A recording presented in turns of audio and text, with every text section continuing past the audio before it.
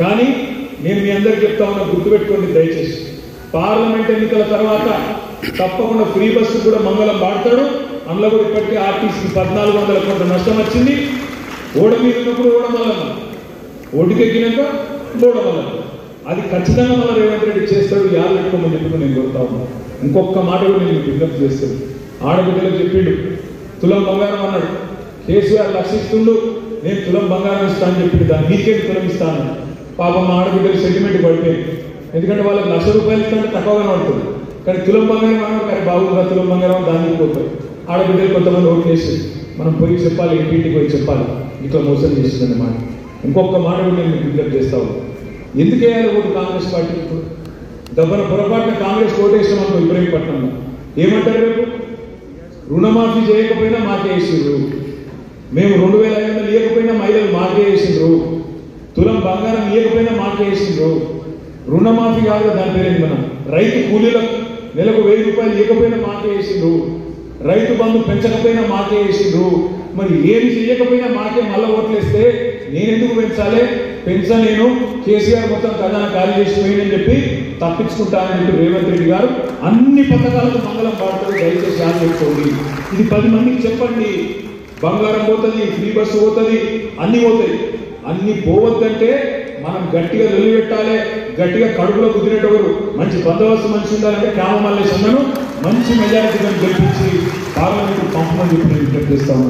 ఇవాళ మీకు ఎమ్మెల్యే గారు లేరు ఇబ్రహీంపట్నంలో.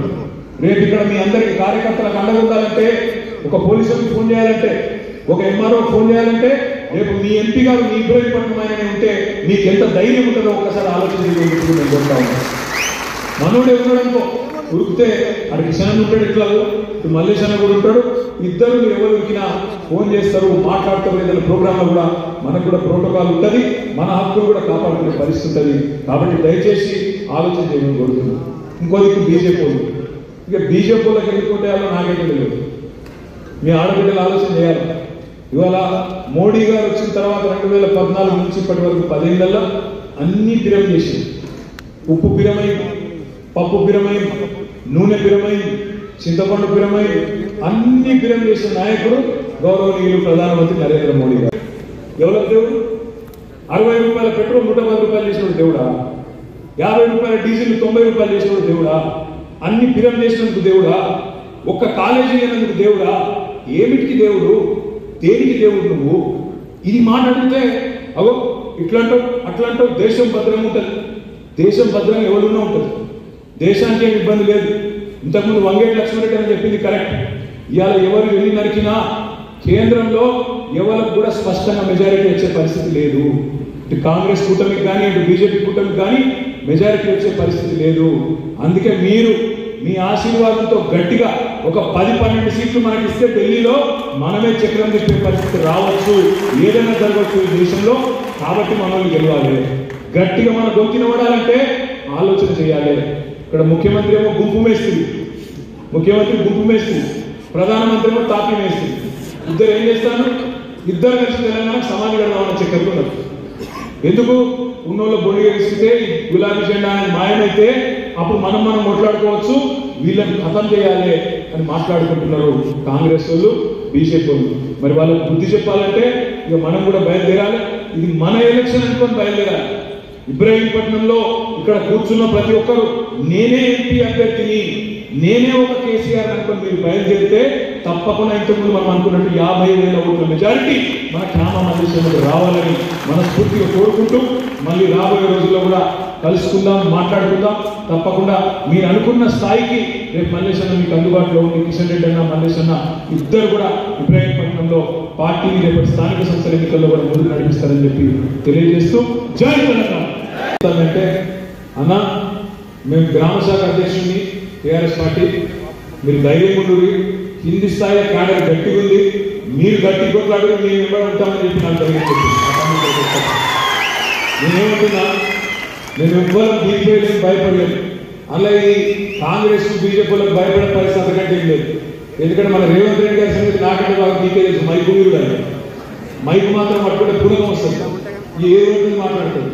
ఇప్పుడే ప్రజలకు వాస్తవాలు తెలుస్తుంది. అరిచేతిలో వైకుంఠం చూపెట్టింది, ఏమన్నాడు? రేవంత్ రెడ్డి అంటేనే రియల్ ఎస్టేట్ అంటేనే రేవంత్ రెడ్డి అన్నాడు అనడలేదా? మరి ఏమైంది రియల్ ఎస్టేట్ పరిస్థితి ఇబ్రహీంపట్నం రంగారెడ్డి జిల్లాలో? బాగుందా? మార్పు బాగుందా? మరి ఆలోచన చేయాలి. అందుకే మనం ఇప్పుడు మనమేమో ఎంతసేపు ఏం ఆలోచన చేసి 15 అధికారులు ఉంటే రాజకీయ పంచాయతీలు వద్దు, కక్షలు వద్దు, కేసులు పెట్టవద్దు, లంగ పనులు చేయొద్దు, మనం కూడా పార్టీల పరంగా భేదభావం పెట్టద్దు, అందరు మనోళ్ళందరూ పనిచేయాలి, అందరు మనోళ్ళని మంది పోయింది, ఒక ఫాక్స్కాన్ తెచ్చుకోవాలి, దాంతో మంచి జరగాలి. నేను కిషన్ రెడ్డి పడబడి అన్నాడు ల్యాండ్ చెప్పి ఆయన పడబడి ఫాక్స్కాన్ తెప్పించాం. ఇలా ఏప్రిల్ మేలో చాలు కావాల్సిన ప్రాజెక్ట్ మరి ఉన్నదో ఎవరైనా ఎత్తుకుపోయిన నేను ఎదురులో ఈ మధ్య 4 నెలలు జగన్ పంపించాను. విధంగా నేను మన ప్రోగ్రాం పోయింది. పూలే గారు ఏం చెప్పిందంటే మహాత్మా జ్యోతిబా పూలే విద్యతోనే వికాసం వస్తుంది, వికాసం వస్తేనే ప్రగతి వస్తుంది, ప్రగతితోనే ఆర్థిక ప్రగతితోనే సమాజంలో సమానత్వం వస్తుంది అని చెప్పింది. పూలే గారి గురించి ఎవరెవరో ఏమేమో చెప్తుంటారు, కానీ ఆచరణలో మహాత్మా జ్యోతిబా పూలే చెప్పిన మాటలను, అదేవిధంగా భారతరత్న డాక్టర్ బిఆర్ అంబేద్కర్ చెప్పిన మాటలను ఆచరణలో చేసి చూపెట్టిన నాయకుడు భారతదేశంలో గర్వంగా చెప్పుకోవచ్చు మన నాయకుడు కేసీఆర్ మాత్రమే అని గంటాపరంగా చెప్పారు. ఏందమ్మా బస్సు కోసం చూస్తున్నాను, అవునా బస్సు కోసం చూస్తున్నాం. ఏ ఊరు అంటే మాది గంగరావుపేట దగ్గర నర్మాల ఊరు, ఆడిపోయేది అంటే మరి ఫ్రీ బస్ అయినా ఫ్రీ బస్ అయినా మంచిగా ఉందాను. ఏం మంచిగా అలవాటు అన్న ఇవాళ గిన్నె బిడ్డున్నది, అందులో ఎక్కితే సీటు దొరకదు, కూర్చో రాదు, అటు నువ్వు ఇటు నువ్వు ఏం పెట్టి ఏం అలవాటు అర్థమైతే లేదు, అటు వాళ్ళు నవ్వులు తిరుగుతున్నారు, ఇటు మాకు సీటు దొరకలేదు, ఏం చేయాలి నేను అని ఆ మహిళలు తింటా ఉన్నారు. 1 కాదు 2 కాదు 1008 గురుకుల పాఠశాలలు పెట్టి ఒక్కొక్క విద్యార్థి మీద 6.5 లక్షల మంది విద్యార్థులకు ఒక్కొక్క పిల్లోడి మీద 1,20,000 రూపాయలు ఖర్చు పెట్టి సంవత్సరానికి అంటే నెలకు 10,000 రూపాయలు చొప్పున ఖర్చు పెట్టి వాళ్ళ బట్టలు, పుస్తకాలు, బూట్లు, భోజనము, దుప్పట్లు సర్వం ప్రభుత్వమే చూసి వాళ్ళని వాళ్ళ ప్రపంచంతో పోటీపడే పౌరులుగా తయారు చేయాలి. వచ్చే తరమన్నా ఆ విద్యతో వికాసం అందుకోవాలని ఆలోచించిన నాయకుడు కేసీఆర్ గారు. కేవలం విద్య మాత్రమే కాదు, బలహీన వర్గాలలో బీసీలలో మరి బ్రహ్మాండంగా ఒకవైపు విద్యతోని ఉపాధి అవకాశాలు పొందాలి, వ్యాపారాలు పెట్టుకోవాలి.